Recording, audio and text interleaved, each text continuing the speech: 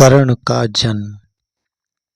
यह कहानी महाभारत से ली गई है और इस कहानी में महान योद्धा कर्ण के बारे में रोचक जानकारी दी गई है कि कैसे कर्ण का जन्म हुआ और कहाँ शिक्षा दीक्षा हुई और कर्ण इतना बड़ा योद्धा कैसे बन गया।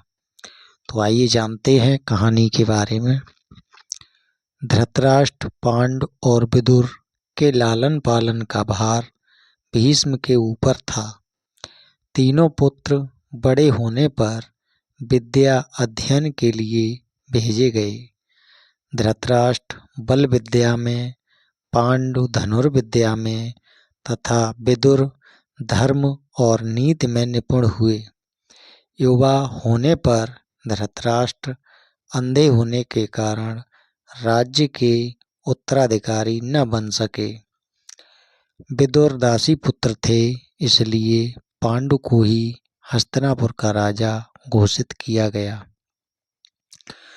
भीष्म ने धृतराष्ट्र का विवाह गांधार की राजकुमारी गांधारी से कर दिया।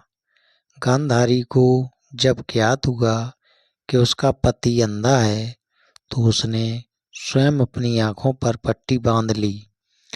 उन्हीं दिनों यदुवंशी राजा शूरसेन की पोषित कन्या कुंती जब सयानी हुई तो पिता ने उसे घर आए हुए महात्माओं के सेवा में लगा दिया।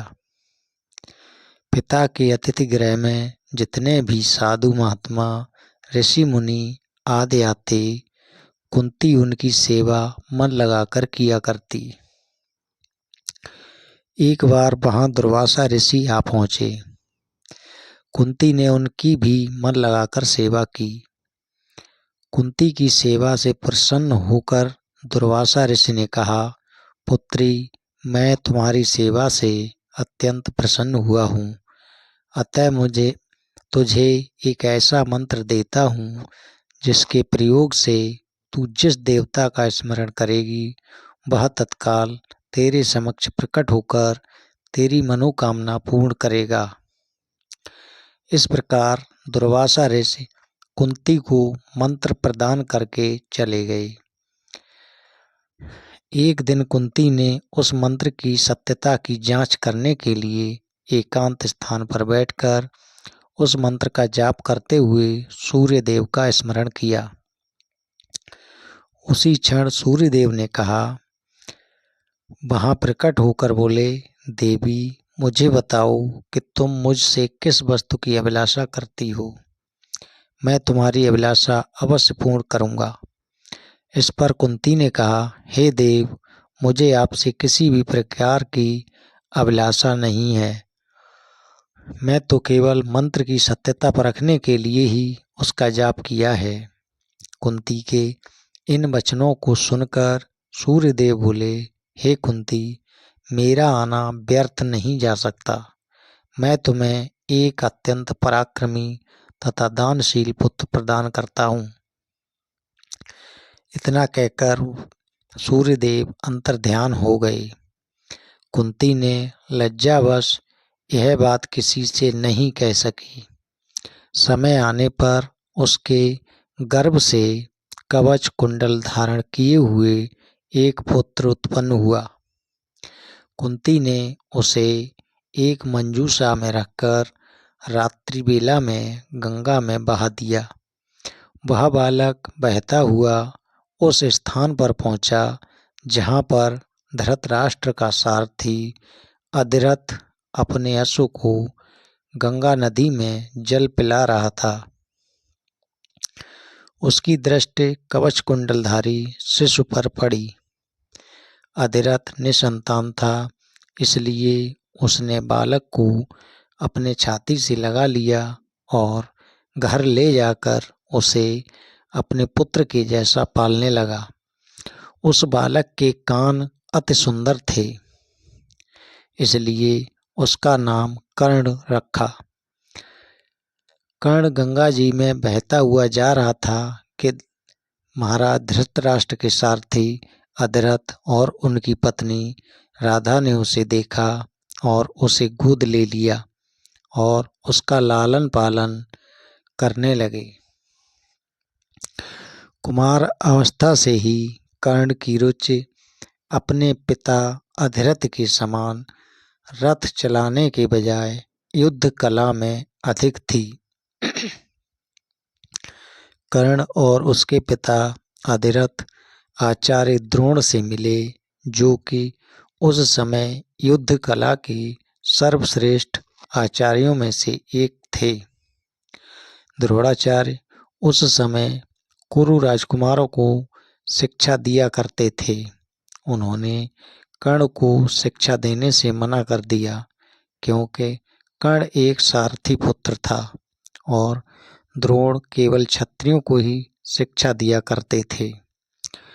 द्रोणाचार्य की असम्मति के उपरांत कर्ण ने परशुराम से संपर्क किया, जो कि केवल ब्राह्मणों को ही शिक्षा दिया करते थे। कर्ण ने स्वयं को ब्राह्मण बताकर परशुराम से शिक्षा का आग्रह किया। परशुराम ने कर्ण का आग्रह स्वीकार किया और कर्ण को अपने समान ही युद्ध कला और धनुर्विद्या में निष्णात किया। कर्ण को उसके गुरु परशुराम और पृथ्वी माता से श्राप मिला था। कर्ण की शिक्षा अपने अंतिम चरण पर थी। एक दोपहर की बात है, गुरु परशुराम कर्ण की जंघा पर सिर रखकर विश्राम कर रहे थे। कुछ देर बाद कहीं से एक बिच्छू आया और उसकी दूसरी जंघा पर काटकर घाव बनाने लगा। गुरु का विश्राम भंग ना हो, इसलिए कर्ण बिच्छू को दूर न हटाकर उसके डंक को सहता रहा।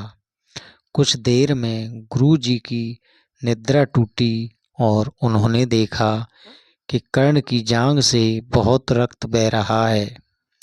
उन्होंने कहा कि केवल किसी क्षत्रिय में ही इतनी सहनशीलता हो सकती है कि वह बिच्छू डंक को सह ले, ना कि किसी ब्राह्मण में।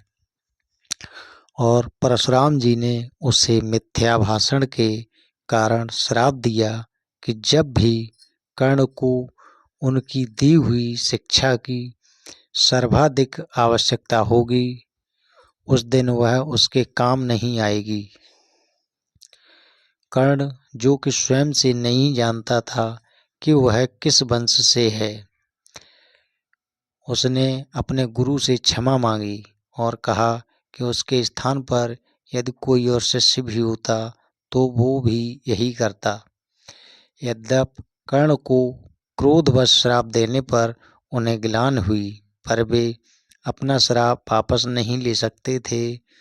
तब उन्होंने कर्ण को अपना विजय नामक धनुष प्रदान किया और उसे ये आशीर्वाद दिया कि उसे वह वस्तु मिलेगी जिसे वह सर्वाधिक चाहता है। अमिट प्रसिद्धि। कुछ लोक कथाओं में माना जाता है कि बिच्छू के रूप में स्वयं इंद्र थे, जो उसकी वास्तविक क्षत्रिय पहचान को उजागर करना चाहते थे। परशुराम जी के आश्रम से जाने के पश्चात कर्ण कुछ समय तक भटकता रहा। इस दौरान वह शब्द भेदी विद्या सीख रहा था। अभ्यास के दौरान उसने एक गाय के बछड़े को कोई वन्य जीव समझ लिया और उस पर शब्द भेदी बाण चला दिया और बछड़ा मारा गया। तब उस गाय के स्वामी ब्राह्मण ने कर्ण को श्राप दिया कि जिस प्रकार उसने एक असहाय पशु को मारा है, वैसे ही एक दिन वह भी मारा जाएगा, जब वह सबसे अधिक असहाय होगा और जब उसका सारा ध्यान अपने शत्रु से कहीं अलग किसी और काम पर होगा। इस प्रकार कर्ण परशुराम का एक अत्यंत परिश्रमी और निपुण शिष्य बना। कर्ण दुर्योधन के आश्रय में रहता था। गुरु द्रोणाचार्य ने अपने शिष्यों की शिक्षा पूरी होने पर हस्तिनापुर में एक रंगभूमि का आयोजन करवाया। रंगभूमि में अर्जुन विशेष धनुर्विद्या युक्त शिष्य प्रमाणित हुआ। तभी कर्ण रंगभूमि में आया और अर्जुन द्वारा किए गए कर्तव्यों को पार करके उसे द्वंद्व युद्ध के लिए ललकारा।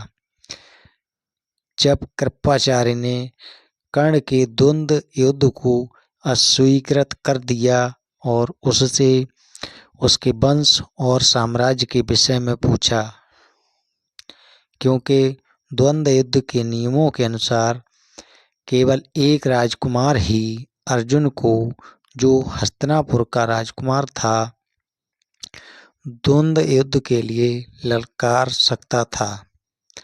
तब कौरवों में से सबसे ज्येष्ठ दुर्योधन ने कर्ण को अंगराज घोषित किया, जिससे वह अर्जुन से द्वंद्व युद्ध के योग्य हो जाए।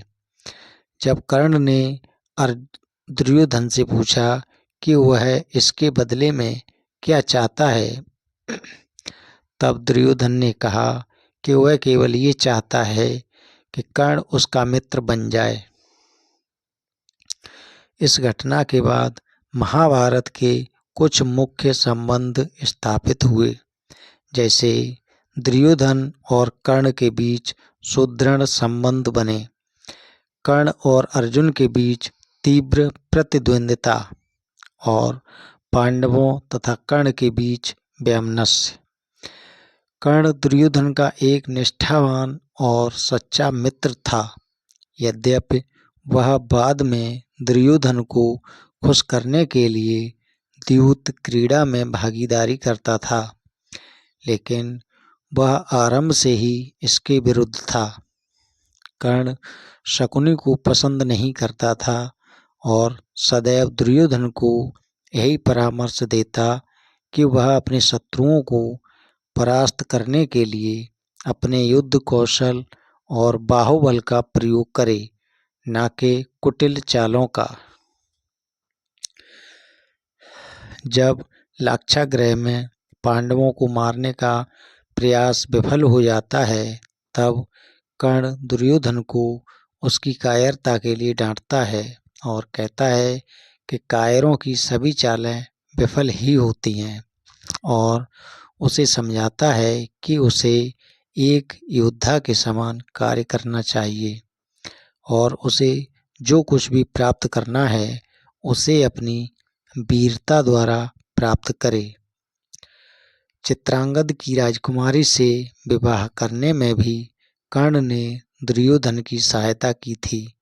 अपने स्वयंवर में उसने दुर्योधन को अस्वीकार कर दिया और तब दुर्योधन उसे बलपूर्वक उठाकर ले गया। तब वहां उपस्थित अन्य राजाओं ने उसका पीछा किया, लेकिन कर्ण ने अकेले ही उन सबको परास्त कर दिया। परास्त राजाओं में जरासंध, शिशुपाल, दंतवक्र, साल्व और रुक्मी इत्यादि थे। कर्ण की प्रशंसा स्वरूप जरासंध ने कर्ण को मगध का एक भाग दे दिया। भीम ने बाद में श्री कृष्ण की सहायता से जरासंध को परास्त किया, लेकिन उससे बहुत पहले कर्ण ने उसे अकेले परास्त किया था। कर्ण ही ने जरासंध की इस दुर्बलता को उजागर किया था कि उसकी मृत्यु केवल उसकी धड़ को पैरों से चीरकर 2 टुकड़ों में बांट कर हो सकती है। दोस्तों, ये कहानी आपको कैसी लगी कमेंट करके ज़रूर बताएं और हमारे YouTube चैनल के शाक्या स्टोरी को देखें और सब्सक्राइब करें। वीडियो पसंद आया हो तो दोस्तों को शेयर करना ना भूलें। धन्यवाद।